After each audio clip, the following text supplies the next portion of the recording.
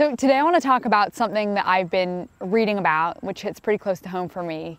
Last Tuesday on September 9th, a fire burned most of the Moria refugee camp on the island of Lesbos, which is in Greece.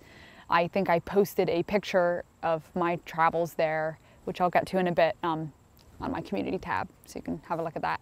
This fire left almost 12,000 people who were already homeless as refugees without any shelter at all.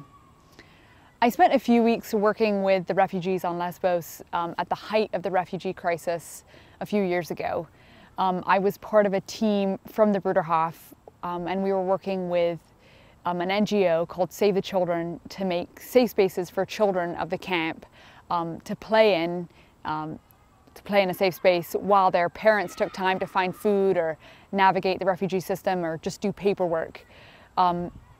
Before our trip, we purchased a lot of art supplies, so like balls, face paint, other equipment, tons of puzzles, Legos, Duplos, that kind of thing. And it was amazing how quickly we could make friends with the kids like that.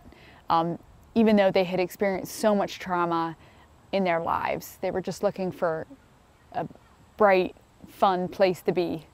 Although I was working in a different camp, Karatepe, that camp is currently closed, I believe.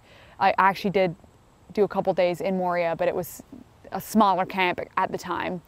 I experienced the firsthand suffering of these people who'd been driven out of their homes by war and other disasters. So that was almost exactly 5 years ago in October 2015. And so for me, the saddest part about this current fire is that this crisis has continued to go on for so many years.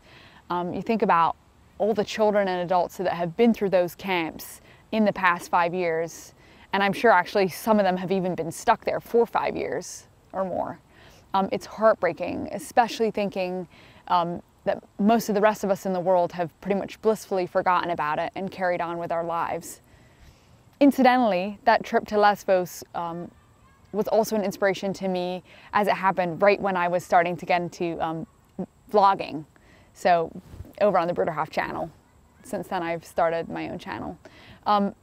Because of the news reports, they weren't really capturing the human side of the disaster. I wanted to be able to share it. And so first with our church back home, but also with people beyond the Bruderhof. I know it's not possible for everyone to have an opportunity like I had, and it affected me in many ways. So I thought it was important to share with others. I also do want to say here that it continues to affect me. I just was looking back into some of my old pictures, and now that I'm a mom, I see pictures of the moms or the pregnant women that I met there, and I'm like, oh my gosh, like now I know what they're going through and as I said, continue to go through. You know, as we're confronted with almost daily reminders of injustice in our own country and around the world, it can be very overwhelming and fill us with distress. It sure does me. I don't believe that's the answer. I think what we need to do every day as we get up is to recommit ourselves to live for the good of others, knowing that we really are responsible for one another. And whether that's in a refugee camp on Lesbos or in a family home or on the Bruderhof is not so important, because I believe it's the little daily acts of self-surrender and self-sacrifice for the sake of others that we become part of Jesus' work to redeem all creation. We become part of the only person who knows the depths of human suffering and who has a plan to make it all new. Anyhow, that's what I've been thinking about. I'll be back soon to answer more of your questions and talk about my life. So thanks for watching and have a really great day.